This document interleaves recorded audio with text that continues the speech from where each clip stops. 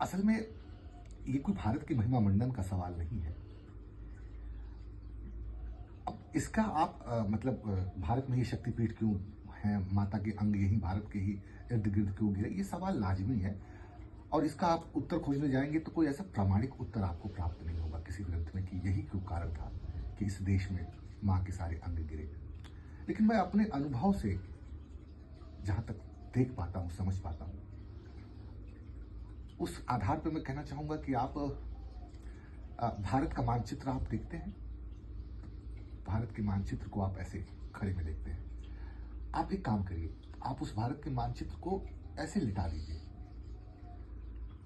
तो आपको समझ में आएगा कि वह जो भारत का मानचित्र है, और लेटने के बाद वो एक शिवलिंग का रूप धारण कर लेता है। इस अर्थ में यह जो भारत भूमि है वह पूरा का पूरा शिवलिंग है। तो मां के अंग शिवलिंग के ही पास गिरेंगे। अब शिवलिंग के किस कोण पर गिरे, अगर उन कोणों को मिलाइए तो एक खास तरह के श्रीयता का उदय होता है। आपको एक और बात बताऊं, बड़ी जानकर हैरानी होगी कि यह जो 51 शक्तिपीठ है, यहीं से 51 विभिन्न तंत्रों की पीठों का भी निर्माण होता है।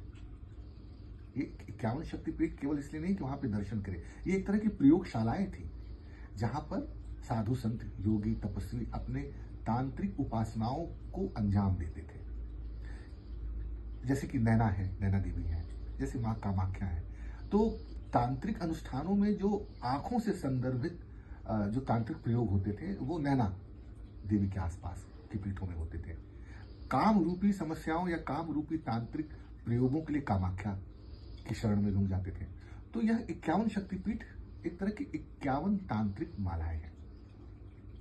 और कभी आप ध्यान दीजिएगा तो भारत के मानचित्र को थोड़ा लिटा कर देखिए, आपको समझ में आएगा कि यह शिवलिंग है एक तरह का। इसलिए हम लोग भाग्यशाली हैं कि इस भारत भूमि पे जन्म पाए, भोलेनाथ की सेवा करें।